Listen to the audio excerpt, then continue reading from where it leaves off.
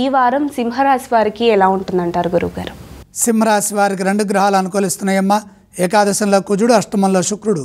ఉత్సాహభరితంగా నిర్ణయాలు తీసుకుని వాటిని సకాలంలో అమలు చేయడం ద్వారా మీ కర్తవ్యాలను మీరు జాగ్రత్తగా పూర్తి చేసుకునే అవకాశం లభిస్తుంది.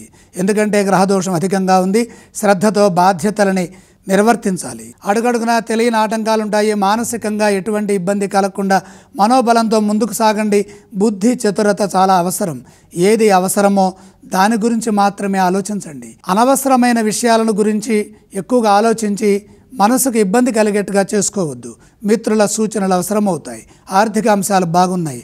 మొహమాటంతో ఇబ్బందులు పడకుండా ధనాన్ని జాగ్రత్తగా భవిష్యత్ అవసరాలను దృష్టిలో పెట్టుకొని సద్వినియోగం చేసుకోవాలి, పొదుపు చేయాలి. మీరు చేసే ఊహలలో స్పష్టత అవసరం. కేవలం ఊహలకే పరిమితం కాకుండా కార్యసాధనకి ప్రయత్నం చేయండి. ఒకటి చేయబోతే మరొకటి అవుతుంది కాబట్టి స్పష్టంగా పనులు పూర్తి చేయాలి.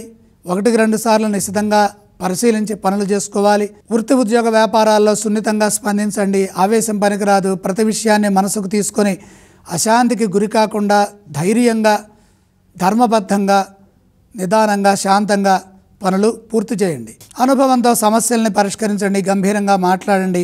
హుందాగా వ్యవహరించండి. దగ్గర వారితో విభేదాలు రాకుండా శాంతంగా వ్యవహరించాలి. మొత్తం మీద ఒక పనిలో విజయాన్ని పొందుతారు. ఈ సింహరాశి వారు ఏ స్తోత్రం పఠించాలి? సింహరాశి వారు నవగ్రహ శ్లోకాలు చదువుకోవాలి. అలాగే వీరు ఏ ఆలయాన్ని సందర్శిస్తే మంచిదంటారు? నవగ్రహాలని దర్శించాలి. ఈ రాశి వారు ఏవేవి దానం చేస్తే మంచిదంటారు? నవధాన్యం అగ్నికి అర్పించండి.